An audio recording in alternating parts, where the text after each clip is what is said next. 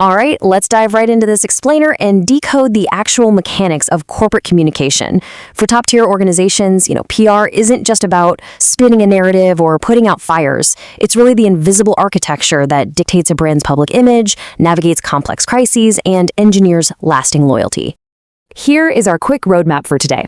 We're going to systematically break down the foundations of PR, we'll clear up some of those common myths, define who our publics actually are, distinguish PR from its marketing and advertising siblings, decode what we call the trust engine, and finally look at a very specific 4-step execution playbook. So let's kick things off with the first major point, the great PR misconception. We really need to move beyond this whole idea of spin. Right off the bat, what's the very first thing that pops into your head when you hear the letters PR?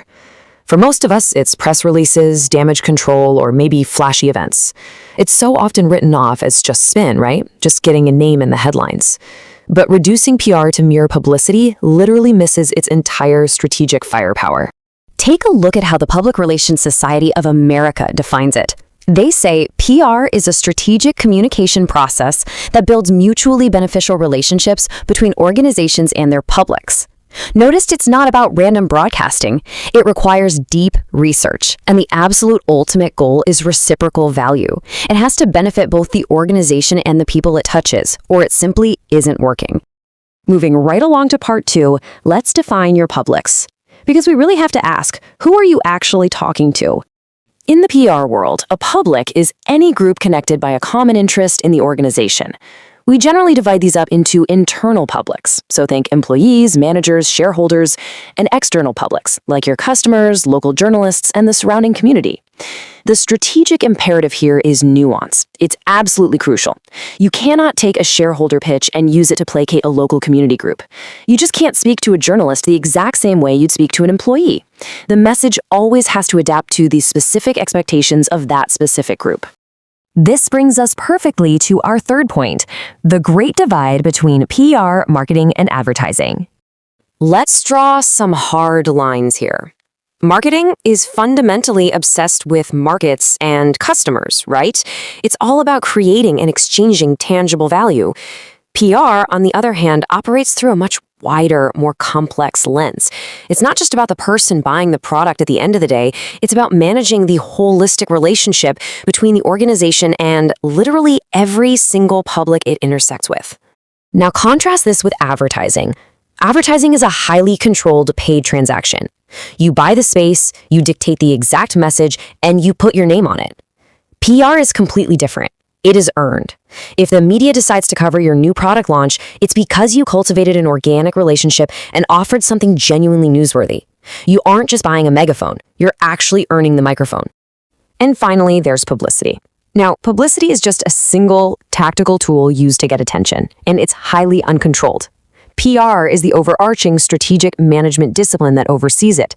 So if publicity is just pulling a lever, PR is the research, the strategic planning, and the evaluation that decides if that lever even needs to be pulled in the first place. Okay, let's shift gears to section 4, trust, reputation, and value. I like to call this the trust engine. I want you to consider 2 competitors, both with identical market share. Company A treats feedback like a total annoyance and always operates on the defensive. Company B practices active listening, transparency, and operational responsibility. Now, when a massive market shock happens, which company survives? Obviously, Company B, because they possess the most critical, intangible asset a business can have, long-term trust. Reputation isn't something you can just buy in a slick ad campaign. It's the compound interest of what you do, what you say, and how the market responds to you over years and years. Building that credibility relies on a very specific formula. You need consistency, transparency, competence, and responsibility. A company can burn millions of dollars on shiny corporate messaging, but without those 4 pillars, the message is completely hollow. PR professionals act as the internal compass here. They ensure that what the corporation is actually doing undeniably aligns with what they are saying to the public. But here's the catch. Trust is incredibly fragile. Deception and poor behavior will shatter it instantly. Actually, scratch that. The absolute most insidious trust killer It's silence. Going dark when your stakeholders are demanding answers is nothing short of corporate self-sabotage. This is exactly why PR has to be an active, continuous function. You have to advise leadership and communicate decisively, especially when the pressure is on. So, how do we actually do this? That brings us to Section 5, the 4-step PR process, otherwise known as the RPIE playbook. To execute all of this without just relying on pure guesswork, professionals use the PRSA's RPME methodology. It guarantees that your decisions are actually based on evidence. Step 1 is research, auditing the current situation and understanding your publics. Step 2 is planning, locking in very specific objectives.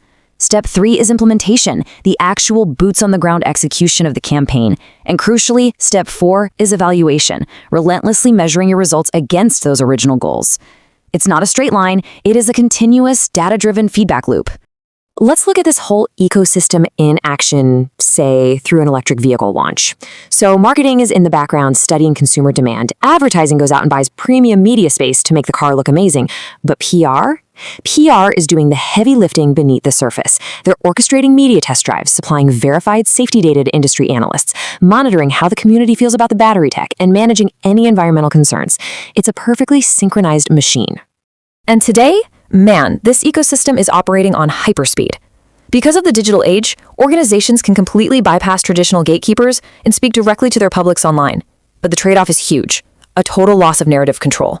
A single rogue customer review or a viral video can literally reshape a brand's reputation overnight. Modern PR demands hypervigilant listening, rapid response engagement, and radical transparency. You are no longer just broadcasting a message to a quiet audience, you are trying to survive in a live global conversation. As we wrap up this explainer, I really want to leave you with a major shift in perspective. Most organizations build their entire communication strategy around asking, what do we want to tell people? But true strategic PR requires looking outward. It requires asking, what do our publics actually need to know? What do they truly expect from us? If you can answer those questions honestly, you aren't just communicating anymore. You're building the kind of bedrock trust that makes a business truly untouchable.